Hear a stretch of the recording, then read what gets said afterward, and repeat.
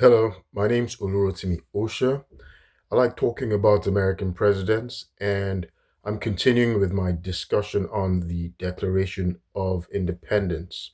Today, what I want to do is just quickly talk about some of the weaknesses that were in the Declaration and how that, translated into uh, the creation of the U.S. Constitution of 1787, and the and its provisions, especially concerning the standing army, the standing army.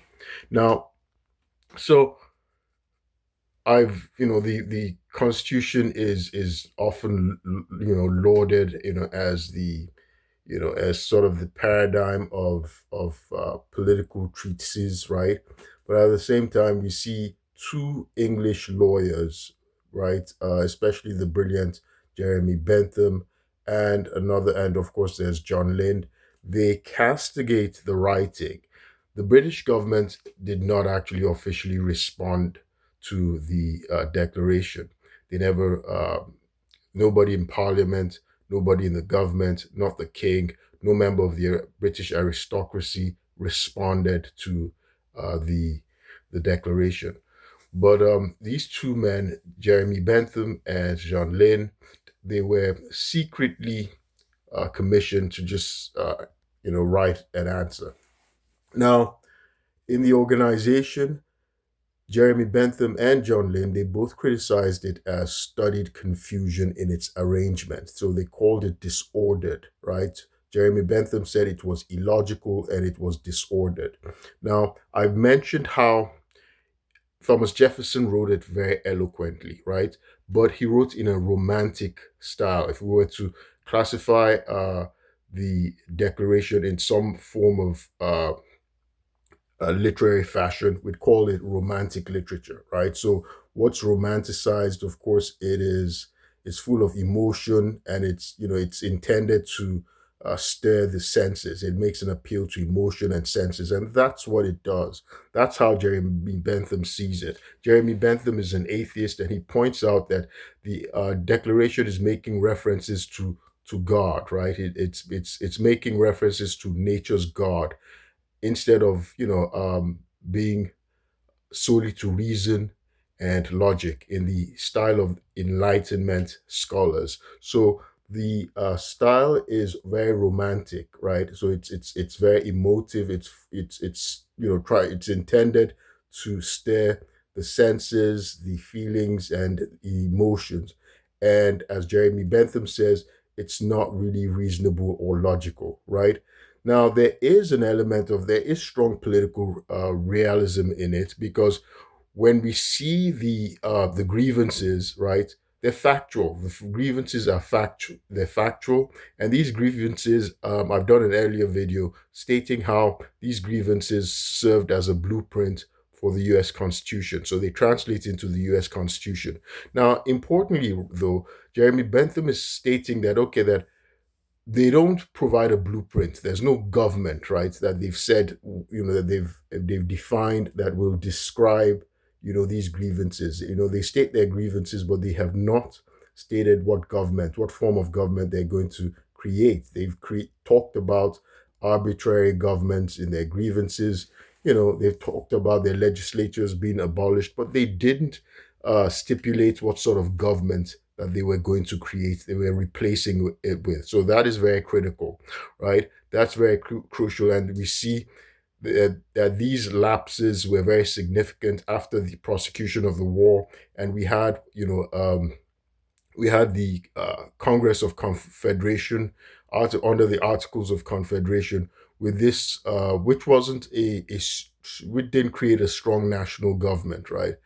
In fact, it was basically uh, it was called a firm league of friendship, in which the 13 colonies, former colonies, were now, they retained their freedom, their sovereignty, and their independence. They were independent. If we were to compare it to something we know in modern times, you can compare it to the European Union, right? Where the countries in the European Union are actually sovereign, states like France, Germany, Italy, right? So that's sort of what we had. Now let me go into the arrangement, right? So you see the in the style and the arrangement, while it's simple and you can identify what's going on, you can understand where Jerry B. Bentham is coming from when he says it's studied confusion in its arrangement, that it's illogical, it's disordered. Because Thomas Jefferson starts with lawmaking, the first grievances, when he says he's going into the facts, right? He's going into lawmaking, right? He's talking about assent, that the king is refusing to give his assent to laws. He's preventing the governor from creating laws, meaning the governor's just like a rubber stamp figure, So he starts off with lawmaking, right? That's the role of the legislature, which is about seven. He lists about seven grievances concerning lawmaking, concerning the legislature. Whether he's saying the king is creating legislative bodies that are distant and people can and there's no representation. Whether he's saying that he's dismantled, he's dissolved legislative bodies, you know, the declaration starts off with about seven grievances that deal with lawmaking, legislative bodies, right? The issue, the lawmaking aspect of government. Now, then goes into immigration specifically, right? Says that the king is preventing immigration, right? The naturalization of foreigners, and goes into obstructing the appropriation of lands, right?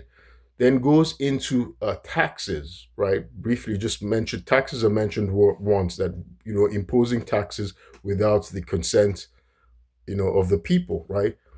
So then goes into the judiciary, right? About how the king is that judges are appointed by the will of the king, the salary set solely by his will, and things like that, and they were dependent on the king, right? So goes into judiciary, then it goes back, then goes into soldiers, right? Goes into issues regarding an army, that the king has actually imposed, has set up a standing army in times of peace, right? Without the consent of the legislature, and talks about quartering of soldiers, right? And then criticizes the king for protecting, soldiers, um, through mock trials that prevents, their punishment for murders committed on the inhabitants, and of course that evokes the Boston Massacre, right? And that's sort of disingenuous, because there was a trial. It was the people of Massachusetts who did conduct the trial, and they raised the issue of conducting a fair trial, and the defendants having proper counsel. And we see these translated into the Bill of Rights, the in due process laws, right? The Fifth and Sixth Amendment, because it was actually John Adams, right? John Adams was the one who defended. He defended the British soldiers, and he got six of the eight acquitted, except Hugh Montgomery and Matthew Kilroy, both of whom were convicted of the lesser charge of manslaughter, and all their punishment was the branding of their thumbs, right? Um, but it was one of them that actually got these soldiers acquitted. That's John Adams. He was a signatory, he was a signer on behalf of um, the state of Massachusetts, and he was a member of the Committee of Five that drafted the Declaration, right? But here they are, he's part of the body, right, that are actually criticizing the king for the conduct of these trials, these said trials.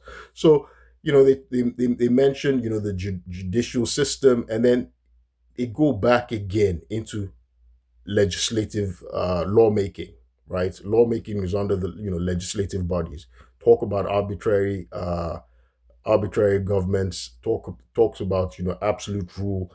They're talking about legislative bodies again.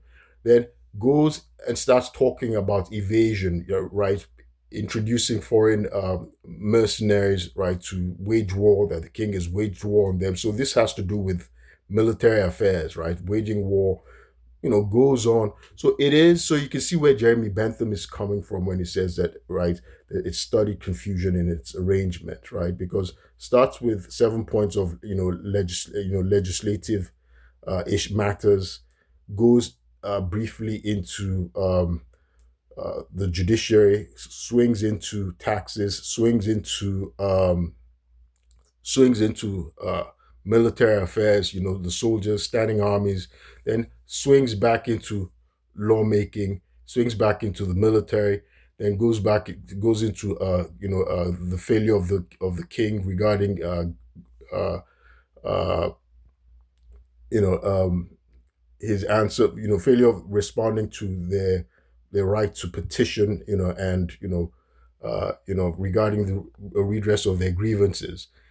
Prior to that, had talked about the king inciting insurrections and setting the Native Americans against them. So going back and forth. So that's where Jeremy Bentham is saying that, well, this thing is not properly, the declaration, the grievances, the charges are not properly arranged, right? So he says it studied confusion in its arrangement. In any event, significantly, so they did not provide a blueprint or architecture for the form of government that they wanted. They did properly identify their grievances and the problems they had with this government. So you can understand they did not want the government of the king, the British gov rule anymore. But what were they going to replace it with? Well, we will see in history and what subsequent events that they didn't have an idea at the time of the declaration. They had no idea what they wanted at all. So, what form of government? So, let me quickly talk about the document and a number of the significant actors. So, at the time they wrote this declaration, we had the Second Continental Congress, right? And the role of the Second Continental Congress was to prosecute the war. So that was between 1776 and 1781. So they were drafting the Articles of Confederation at this time, and one of the things that the Second Continental Congress would do would be to negotiate, with foreign governments concerning alliances. For instance, with the Treaty of Alliance with France in 1778, and importantly, to prosecute the war, to raise the Continental Army. So that was what the purpose of the Second Continental Congress was for. So it was a provisional form of government. So that's what they had then, a provisional form of government.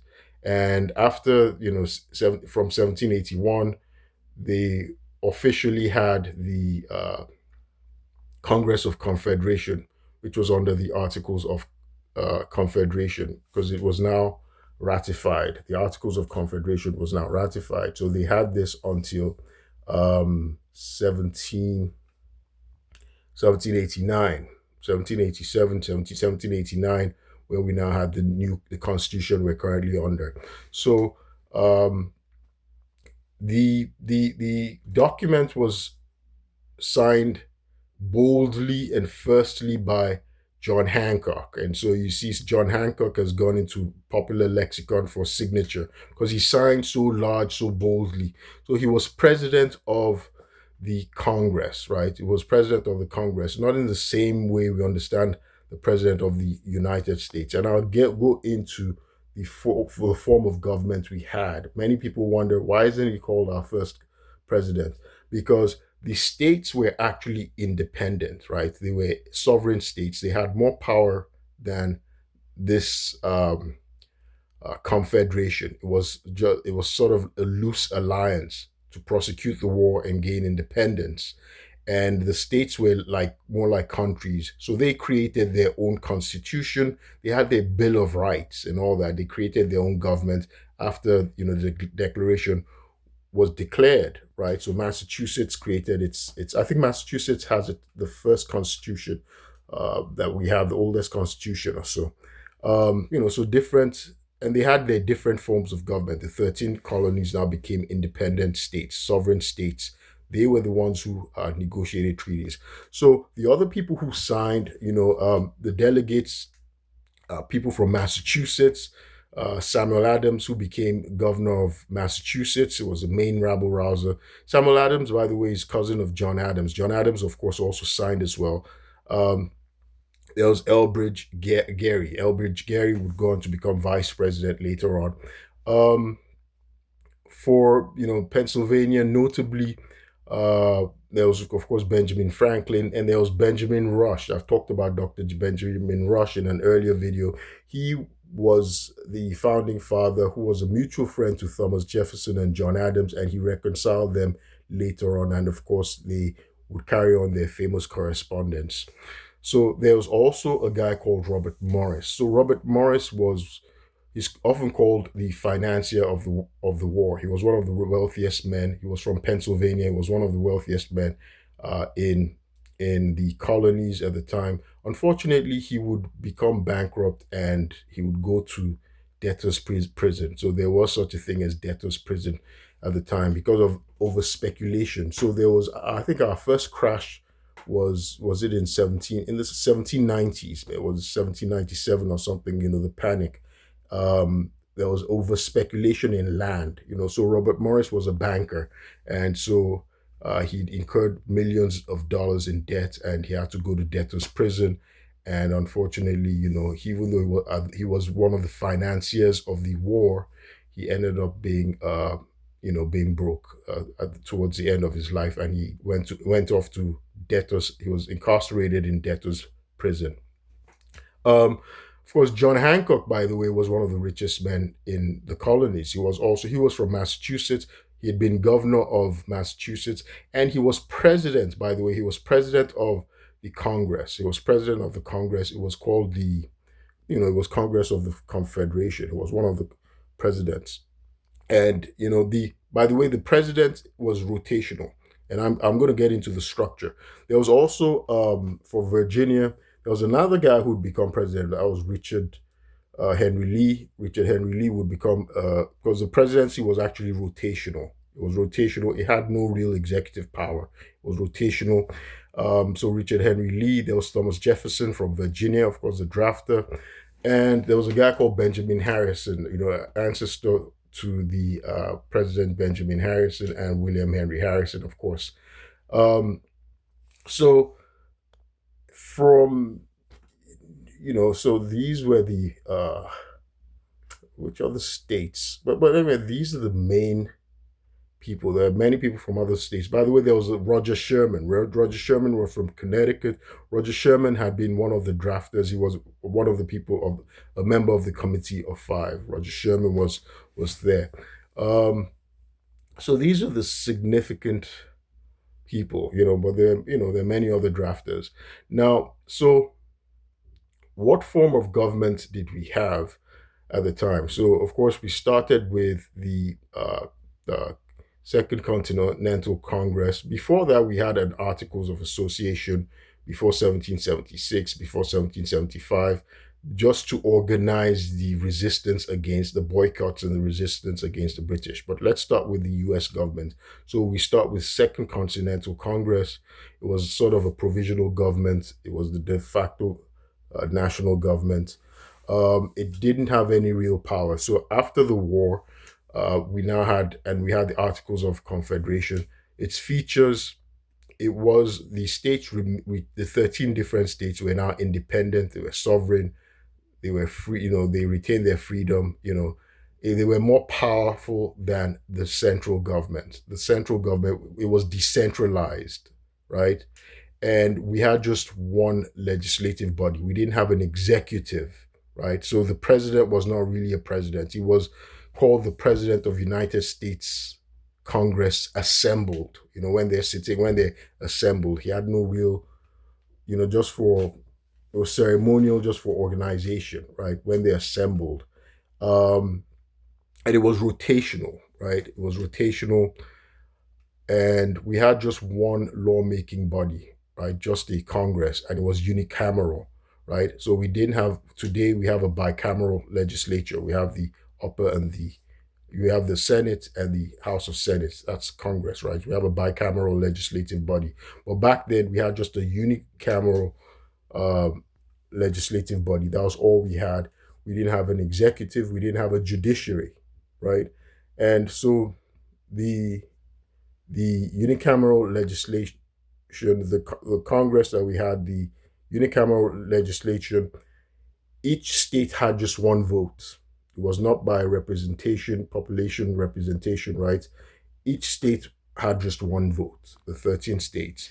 Um in order to amend the Articles of Confederation, there had to be unanimity. All 13 states had to agree to amend the Articles of Confederation, right? Um, they could not levy taxes. They could request taxes from the states, uh, and the states were maintained the authority, the power to tax their own citizens. They could request taxes from the states, and of course, the war had cost a lot of money, right? And we will see how this created problems. So America was heavily in debt. The Congress had requested Congress of Confederation had requested about $10 million up to 1787, between 1781 and 1787, but they were able to collect just about $1.5 million. So you see, they had problems raising taxes. They didn't have the power to raise taxes. It was the states that had the power to raise taxes. And you can see how that was resolved later on with in the Constitution of 1787. Alexander Hamilton made the deal with the Virginians to assume the state's debts, right? So the central government could be more powerful. We could have a national bank. We could build a national credit. So you see how there were problems. There was a vacuum in the powers of the central government, and we see this more so in what happened between 1786 and 1787. So there was a Shays Rebellion in Massachusetts, where farmers, from Western Massachusetts, sort of led an insurrection and refused to pay taxes, and they would prevent justices from going to court, and they were trying to disarm the state's government and all that, just because of taxes, right? Because the farmers were indebted, and they thought it was unfair that the system favored the merchants, and so um, there was no national standing army that was able to put down the rebellion. It was the state militia that ended up putting down the rebellion. So the Shays Rebellion, led by Daniel Shays. They say he wasn't the main guy. There was a guy called Day. But anyway, it's known in history as the Shays Rebellion. It had to do with taxes, and the central government was trying to collect taxes and to pay back the debts for the war, but they didn't have a national standing army that could put down the rebellion. It was the state militia, Massachusetts state militia, that eventually put down the rebellion. And so our framers saw that this was a problem, and they called a constitutional convention in 1787 to create a stronger constitution, which is what we have now. So you see, that's one of the weaknesses. They didn't have a standing army and ability to call a standing army, right? But you see why this vacuum existed, because they'd complained in the declaration that, well, that the king was maintaining a standing army, and they saw these armies as sort of infringing on the rights of citizens, right? They quartered soldiers. So you see, these things went into the Bill of Rights in the Third Amendment: no quartering of soldiers, right? So the southern states did not want that standing army still, right? They feared that a standing army would lead to some kind of dictatorship, And of course, they were looking at the situation in, they were looking at the situation in Europe. So they didn't want a standing army. The southern states had strong militias. A state militia is really they they are citizens, regular citizens. They're not part of a military, but they're armed. They're armed, and they can be called into service immediately. They could put down insurrections. Now, the southern states were slaveholding, right? So they already had strong militias that could put down uh, potential insurrections and revolts by the African slaves. So the southern states, Jefferson, Madison, they didn't want a standing army still, and you can see this was in a charge in the Declaration where they said the king was maintaining standing armies without the consent of the people. But we see the lack of a national standing army would go on to cause insurrections like Shays Rebellion, which they couldn't put down, and so uh, you can see some of the weaknesses. Now, the central, uh, the uh, the Continental Congress, that's the Congress of Confederation, which is what we now had from 1781, also did not have the power to negotiate treaties with foreign government or between the states. They didn't have any of those powers. So again, it was just really a firm, loose association called a firm friendship, right? A firm league of friendship. That's what they called it. And the states were independent. So they couldn't regulate commerce between the states or with foreign governments. They couldn't raise a standing army. They had difficulties raising a national army, which was demonstrated in the Shays Rebellion. They couldn't raise taxes, and so basically, it was weak. It was a weak central government, and that's why the 1787 called for a stronger central government, and that's why there was the Federalist Party led by Alexander Hamilton, and they argued in the Federalist Papers. In which he was supported by James Madison and John Jay, where they were arguing for for the states to ratify a strong central government. And I've done videos discussing how that went on. And so they eventually got their strong central government. And the constitution they got of 1787, it starts with, "We, the people of the United States, in order to form a more perfect union," right? "Establish justice." That's the first thing. So you see, they had complaints um, regarding the judiciary, regarding trials in the Declaration. They had talked about the uh, how the king they had trials without a jury. They were denied trials by jury, right? And they were transported overseas to answer to pretended offenses, and things like that. So the first thing they talked about soldiers who who had just mock trials and were not punished for murders they committed against the people. So there was injustice. So the first thing they wanted was justice, and you see they also wanted issue.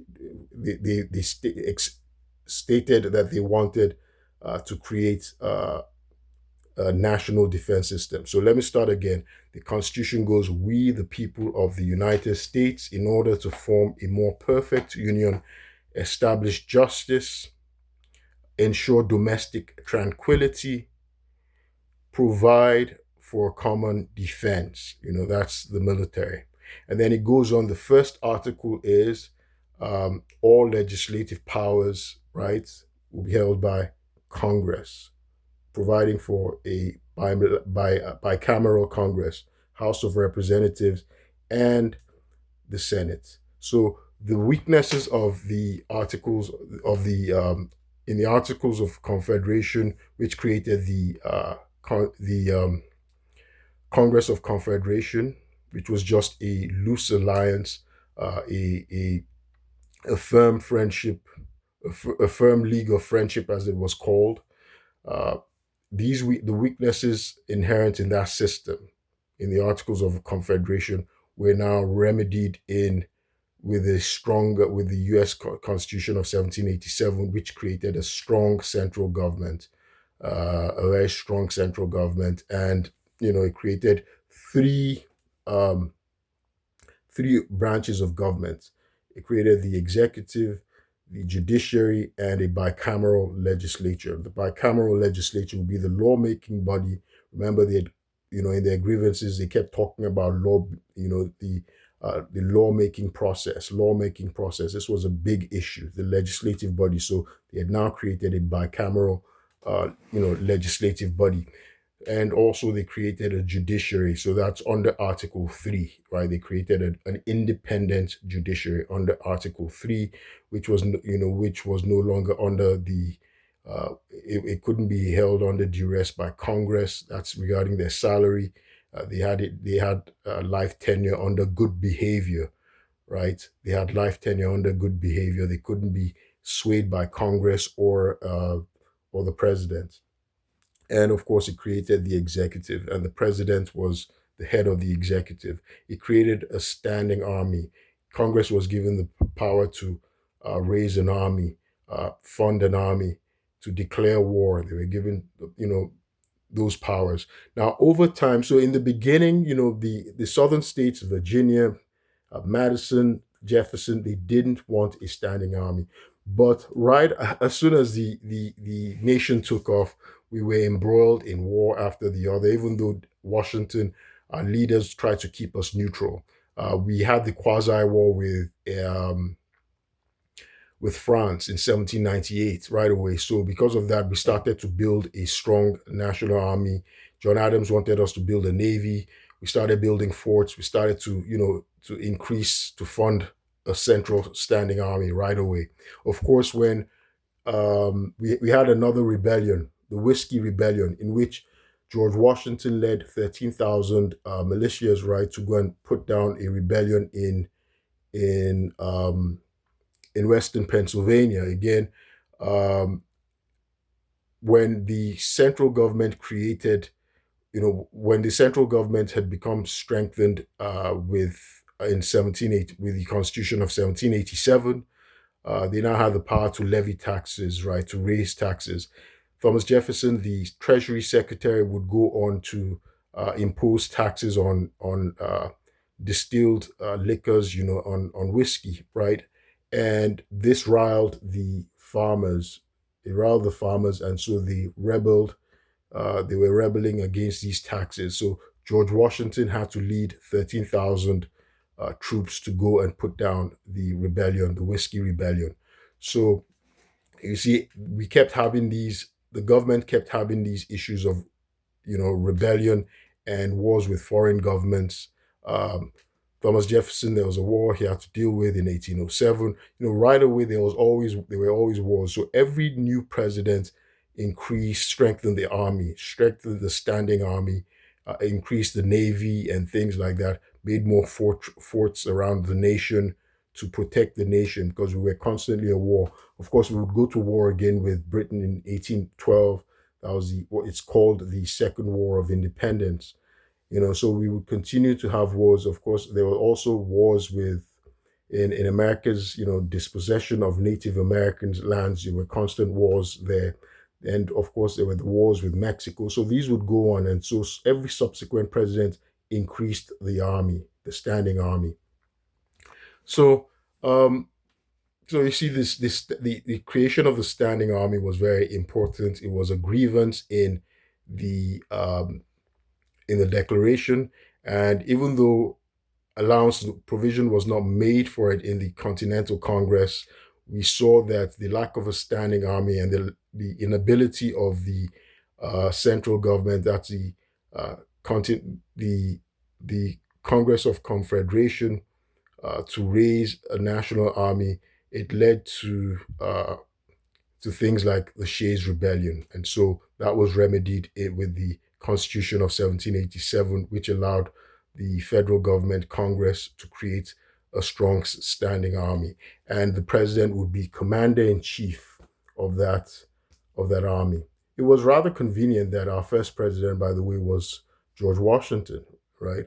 Uh, Now there was somebody else I wanted to mention. So, and now there was the Congress now had the ability to levy taxes. The central government now had the ability to raise taxes.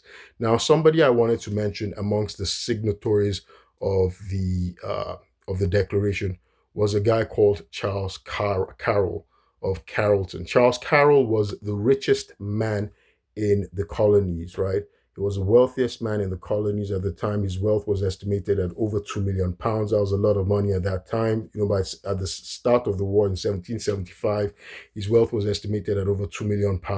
In 2023 dollars, that's about $375 million. That's a lot of money. So he was the wealthiest man in the colonies, and he was one of the financiers of the war. So you see, private individuals financed the war. So you can see the outsized influence of wealthy men, private people, because they financed the war, right? They financed the war. And so when the war was over, uh, the way the debts could be repaid was through raising taxes. The government had to raise taxes, and the farmers, were constantly in rebellion, and they thought it was unfair that they were being forced to pay these taxes. And the merchant class, the professional class, had it better off. And so that was sort of what the Shays Rebellion was about, and the subsequent Whiskey Rebellion, right? So Charles Carrollton was actually from Maryland, and he was the richest man. He was born illegitimate, and he was the richest man in Maryland. He was also the most formally educated man amongst the founding fathers. He spent 17 years studying in France. He went to the most elite schools in France, and then he studied law. He read law in England, right, in London. He read law in London. So he was highly educated. He was the richest man. Interestingly, he was born illegitimate, right? He was born illegitimate, but his father was wealthy and left the wealth to him. His grandfather, his ancestor, they had come from Ireland, and he had been clerk to Lord Baltimore. So our founding fathers, none of them was a member of was titled. None of our founding fathers was titled. None of them was a member of the aristocracy. So you can see how the British government sort of looked down on them. And John Lind, in his response, actually called them simple individuals, right? That they weren't titled people, that they were being pretentious, right? They were pretenders to authority. They had no real authority, even though they were wealthy men, extremely wealthy men. Uh, like Charles Carroll, right? He was one of the wealthiest men in his wealth compared to what they had in England, other privately wealthy people. There was Clive of India. I think Clive of India used to be called the wealthiest European at the time. Of course, the kings were the state, so they don't compare the wealth of the kings, because they owned, the kings were the state. They basically owned everything. The Tsar of Russia, probably nobody was as wealthy as the Tsar of Russia. That's the Emperor of Russia. But amongst private individuals, um, Clive of India was considered the wealthiest European, and Charles Carrollton was extremely wealthy. He was the wealthiest man in